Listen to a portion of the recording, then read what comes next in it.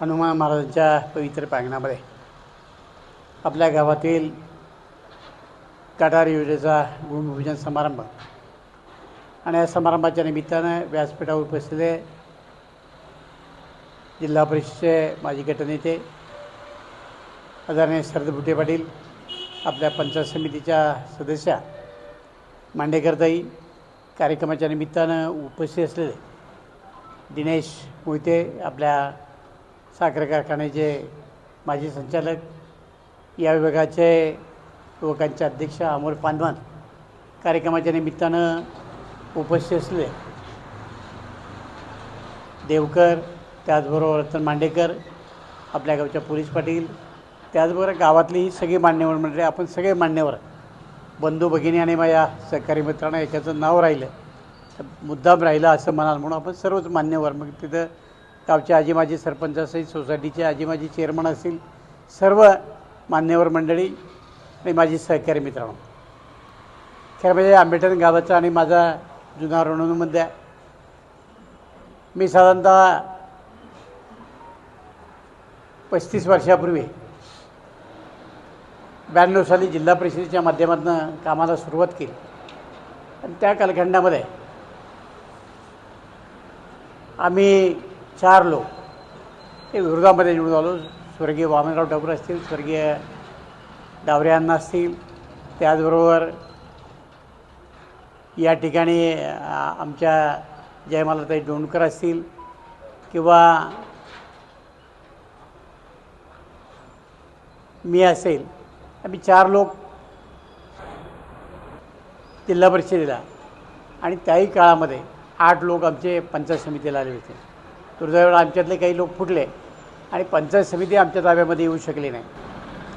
आणि त्या कालखंडामध्ये स्वर्गीय बाळ पाटील असतील, दत्ताचे वडील असतील, ते त्या कालखंडामध्ये आमच्याबरोबर काम करायचे. आम्ही सगळ्यांनी मिळून 95 साली डावरे अण्णांचं काम या ठिकाणी केलेलं आहे. या गावातील अनेक जुन्या आठवणी मला आहेत.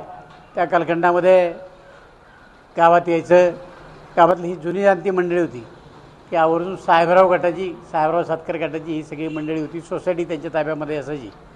मला वाटलं बाळपाटलांचे एक चिरंजीवसुद्धा त्यावेळेला जिल्हा बँकेमध्ये कामाला होते, एक राज्य सहकारी संघात होते. आता दुर्दैवाने ते मला वाटतं जिल्हा बँकेतले राहिले नाहीत.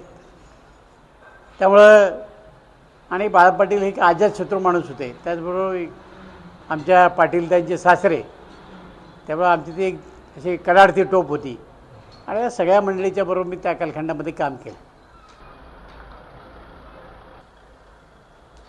त्या कालखंडामध्ये स्वर्गीय जोशी साहेबसुद्धा या ठिकाणी असायचे. पण त्यांचा शेतकऱ्यांचा विषय असायचा, बाकीचा त्याचा काही विषय नसायचा. मला आमदारकीची संधी मिळाल्यानंतर आपल्या गावच्या विकासामध्ये अनेक भर घालण्याचं काम मी या निमित्तानं केले आहे. आपल्या सगळ्यांना माहिती असेल की आपल्या गावाला पिण्याच्या पाण्याचा फार मोठा बनवा.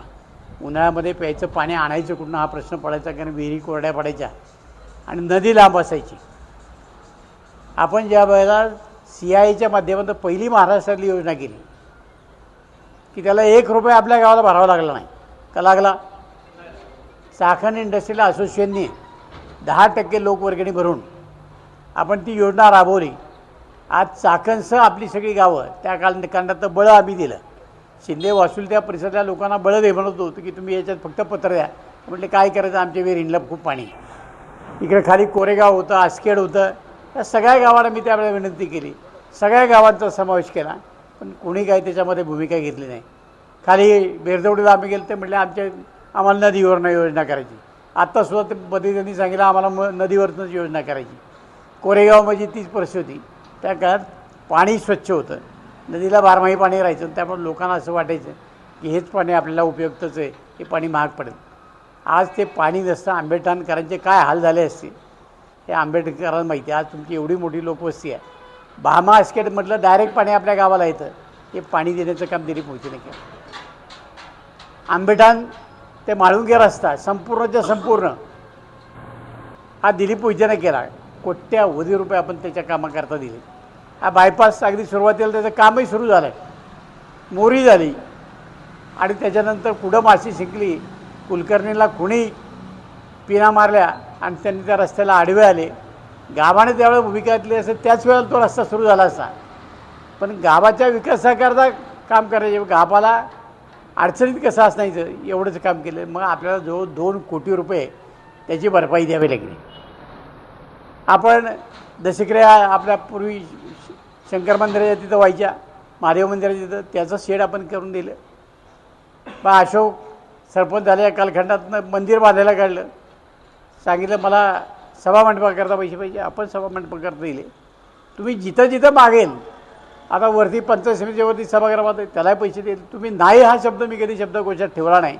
आणि म्हणून आपल्या गावच्या विकासामध्ये कोट्यावधी रुपये देऊन भर घालण्याचं काम केलं. शरद बुटे पाटलांनी जिल्हा परिषदेच्या माध्यमातून काम करण्याचा प्रयत्न या ठिकाणी केला. आत्ताही मी ज्या वेळेला आलो त्यावेळेला बघितलं मागच्या बाजूला खड्डे पडलेत. संबंधित कॉन्ट्रॅक्टरला बसल्या जागेवरून फोन केला आणि त्याला सांगितलं की मला माहीत नाही, ते सगळा रस्ता परत फोडून द्यायचा, नवीन करायचा. तो म्हणला मी 8 दिवसाच्या आत त्याची सुरुवात करतो. थोडंसं गावकऱ्यांनासुद्धा त्याच्यात मदत करावी लागेल. अर्धा रस्ता पहिल्यांदा आपण करू, अर्धा नंतर करू. आणि जाण्यायेण्याची सोय त्यावेळेला तुम्ही वॉर्डन वगैरे उभं करा. काही गाड्या तिथे खाली थांबवायच्या, ग्रामपंचायतीची मदत करायला काही हरकत नाही. आणि या साईडला काही खड्डे पडले तेही त्याच्याकडनं बुजवून घ्या. तर काय अडचण आली तर मला सांगा, मी त्याला सांगतो. परंतु आपल्या गावच्या विकासामध्ये आम्ही कुठेही कमी पडणार नाही.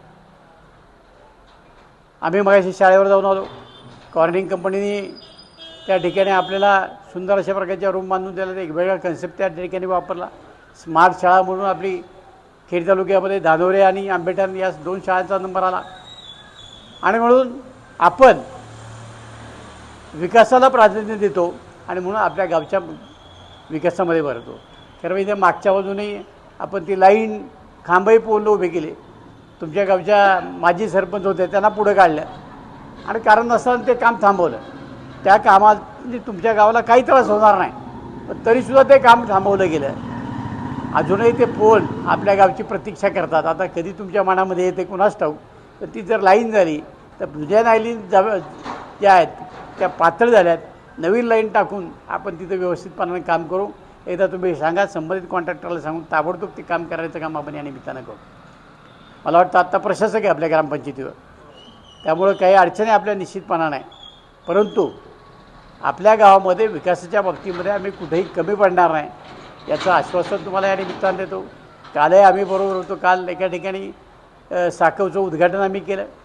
खरं म्हणजे मी कमीत कमी 100 ते 150 कामं आहेत की मला तिथे खरंच जाता आलं नाही. कार्यकर्त्यांना सांगितलं भूमिपूजन करा, कार्यक्रम उरकून घ्या. कारण जवळजवळ मागच्या कालखंडामध्ये 5,000 कोटी रुपयाची कामं अजित पवारांनी आपल्याला दिली होती. कसं शक्य होतं सगळ्या ठिकाणी जाणं?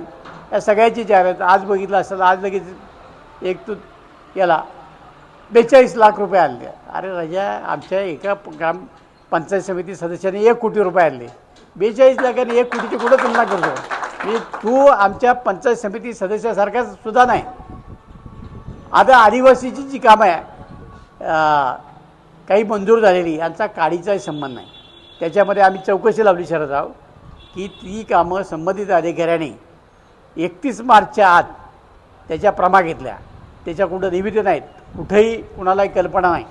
आणि ज्यावेळेला आम्ही तक्रार केली त्यावेळेला यांचं पत्र घेतलं, कोऱ्या तारखा नसलेलं, आणि त्याच्यावर मग तारखा टाकल्या. संबंधित देसाई नावाचा अधिकारी सस्पेंड झालेला आहे.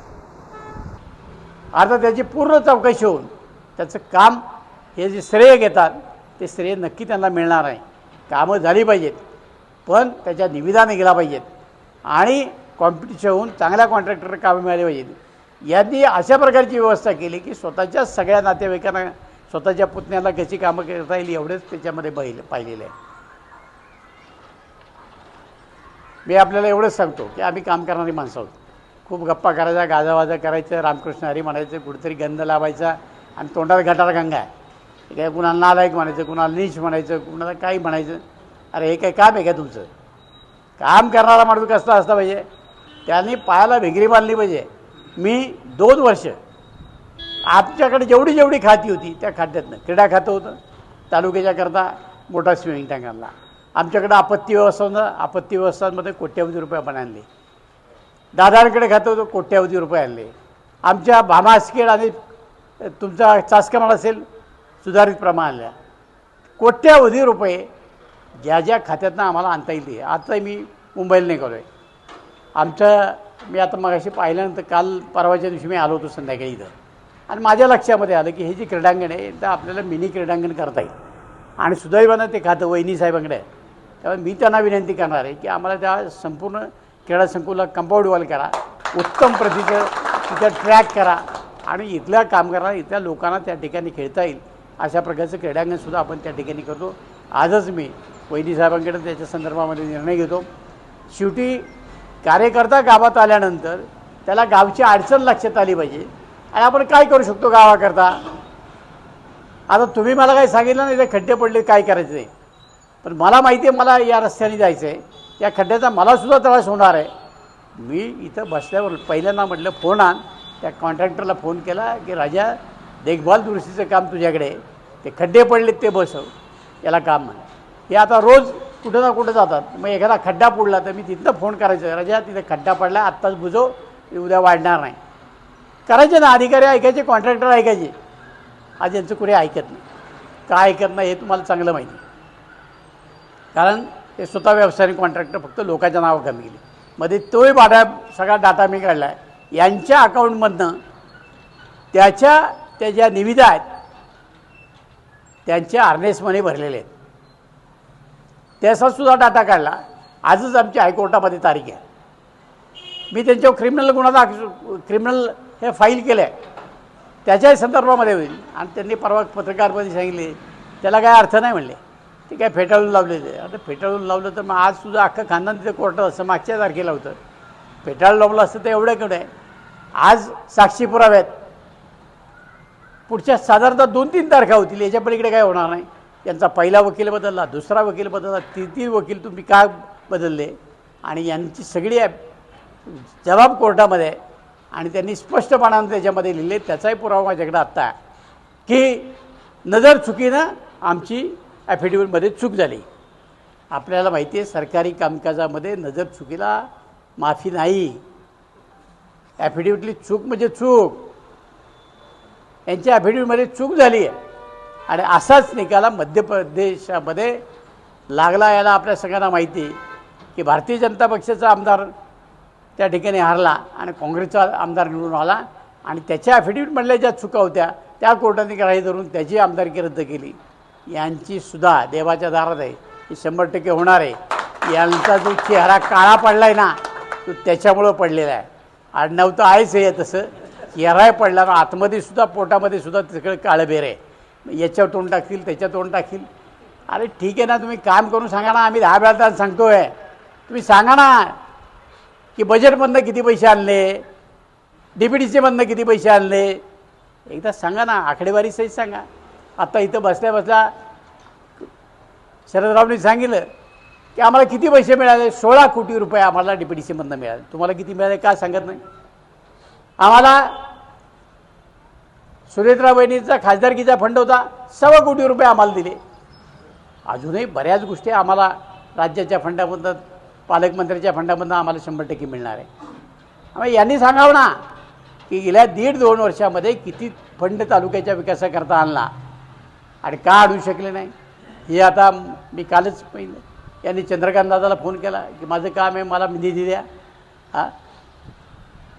तुम्हाला मी विधान परिषदेला मदत करतो, ज्या आमदाराला भेट त्या आमदाराला भेट, त्याच्या माध्यमातून जा, त्याच्या माध्यमातून. ते म्हणतात मी तालुक्याच्या विकासाकरता काम आहे.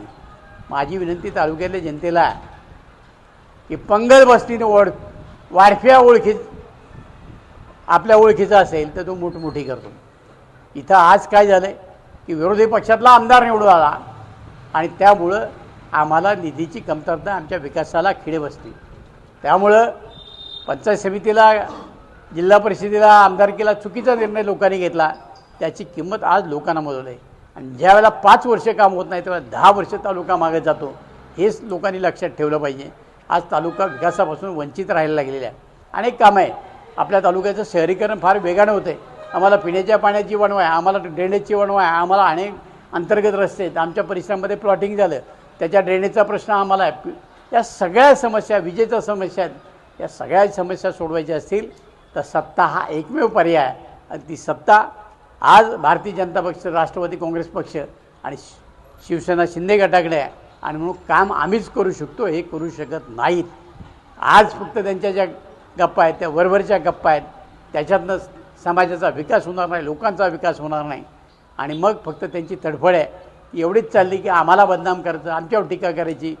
टीका करून तुम्हाला जर मोठेपण मिळणार असतं तर रोज उठून तेवढंच काम करायच्या पलीकडे काही काम करू नका. आज तेच चाललेलं आहे. काय अधिकाऱ्याकडे बसायचं, एक पुनर्वसनचे अधिकारी 5 तास त्यांच्याकडे जाऊन बसले. त्या विचाराला एवढा हे आला की तो सरळ उठला आणि मंत्र्याकडे गेला आणि सांगितलं मला इथं कामच नाही करायचं. पुनर्वसनच्या ऑफिसात अधिकाऱ्यांकडे जाऊन बसायचं, DPOकडे जाऊन बसायचं, तिथं टेंडर क्लार्ककडे जाऊन बसायचं. अरे आमदाराचं काम असतं का ते? अधिकाऱ्यांनी थोडा विश्वास टाकला पाहिजे. आणि तिथं माझं काही निघतं का ते काढत बसतात. आणि मग आता 1.5 वर्ष तेच केलं, अजून काही सापडलं नाही. ते आता सांगतात की हे 2 महिन्यात जेलमध्ये जाणार आहे. माझी एकदा प्रसारमाध्यमाच्या माध्यमातून खरं म्हणजे ते करायच्या खुणाची चौकशी CID मार्फत करा. एकदा ती CBI मार्फत झाली. CBIने अहवाल दिला की याच्यामध्ये दिलीप मोहितेंचा कुठे संबंध नाही. हायकोर्टामध्ये टाकलं होतं, माझा त्याच्याशी संबंध आहे CBIने सांगितलं. आता CBIच्या नंतर तर कुठली उच्चस्तरीय नाही, यांना ते माहीतसुद्धा नाही की हे माझ्या विरोधामध्ये हे सगळे लोक कोर्टामध्ये गेले. त्यांनी सांगितलं की यांना आरोपी करा. CBIकडे तपास दिला. CBIने तपास करून सांगितलं की दिलीप मोहितेचा याचा काडीचा संबंध नाही. कदाचित याची त्यांना कल्पना नसेल आणि मग कुठंतरी माझं नाव घ्यायचं, त्याचा माझा काडीचा संबंध नाही. आता माझ्याच गावातले विषय होते म्हणून मला सगळ्या गोष्टीचा त्याचा खुलासा करायचा नाही. पण यांच्यात हिंमत असेल यांनी खरंच त्याची चौकशी लावावी. कोणी सुपारी दिली, कोणी घेतली, कोणी कुणाला मारले, एकदा सगळ्या गोष्टी त्याच्यामधनं होतील. परंतु आणखीन गावामध्ये वाद होऊ नयेत म्हणून मी माझं तोंड त्या ठिकाणी आवडलं होतं. यांच्यात खरंच हिंमत असेल तर यांनी त्याची चौकशी करावी आणि दूध का दूध आणि पाणी का पाणी होईल. खोटे आरोप करून एखाद्याला बदनाम करण्यापेक्षा त्यातलं तथ्य शोधायचं काम जर तुमच्यात हिंमत असेल तर करा. एवढीच माझी त्यांना या निमित्तानं नम्र विनंती राहणार आहे. खरं किती बोललं तर त्यांच्यावर कमी पडेल. 1.5 वर्षात एवढे अवगुण त्यांनी या तालुक्याला दाखवलेत की आता ते आणखीन काय पुढच्या आणखीन जितके दिवस राहतील तेवढे ते सगळे बाहेर पडतील. परंतु अशा अवगुणी आमदार तालुक्याला भेटल्यामुळं तालुक्याच्या विकासाला खिळे बसलेली आहे. आणि केवळ टीका आणि टीका याच्या पलीकडे त्यांना दुसरं काही कळत नाही. एकीकडं म्हणायचं की मी वारकरी आहे. वारकरी आपल्याला माहिती आहे किती सहिष्णू असतात. हां, लहान असो किंवा मोठा असो एकमेकाचे पाय धरतात. इथं यांना 10व्यामध्ये जर सांगितलं, बोला 10व्यामध्ये दुःखाचे विचार मांडायला असतात, तर यांना जर सांगितलं की दिलीप मोहिते शेवटी बोलतील, ते मला नाही बोलायचं म्हणतात. लग्नामध्ये गेले म्हणले की दिलीप मोहिते ज्येष्ठ शनीमध्ये हे म्हणतात मला बोलायचं नाही. परवा ते त्यांच्या गावातलं एक वडाड होतं, त्याला एवढ्या शिव्या दिल्या कल्पनेच्या पलीकडे. अरे तुला म्हणजे माझ्या गावातलं माझ्या नात्यातलं जर लग्न सोहळा असेल तर त्यांच्या दृष्टीने मीच मोठा आहे ना. पण त्या लोकांना शिव्या देऊन काय होणार आहे? परवा म्हणजे मला बोलायचंच नाही. मग कार्यकर्त्याने मला सांगितलं अण्णा तुम्ही बोला. मी बोलल्यानंतर हे महाराज उठले. काही लोक हसायला लागले. अरे काय तुमचं वागणं, काय तुमचं बोलणं, काय तुमचा अवतार. आणि म्हणून असा विचित्र आमदार तालुक्याला भेटल्यामुळं तालुक्याची विचित्र परिस्थिती निर्माण झाली. ही दुरुस्त करायची असेल तर सत्तेच्या मागं या, एवढीच माझी आपल्या सर्वांना विनंती राहणार आहे. आपल्यात काही मतभेद असतील ते कामाकरता विकासाकरता विसरून जा आणि या तालुक्याच्या सर्वांगीण विकासाकरता आपण सगळेजण एकत्र येऊया, एवढंच या निमित्तानं सुचतो. आपल्या आज गटार योजनेचा भूमिपूजन या ठिकाणी झालं असं जाहीर करतो आणि थांबतो. धन्यवाद.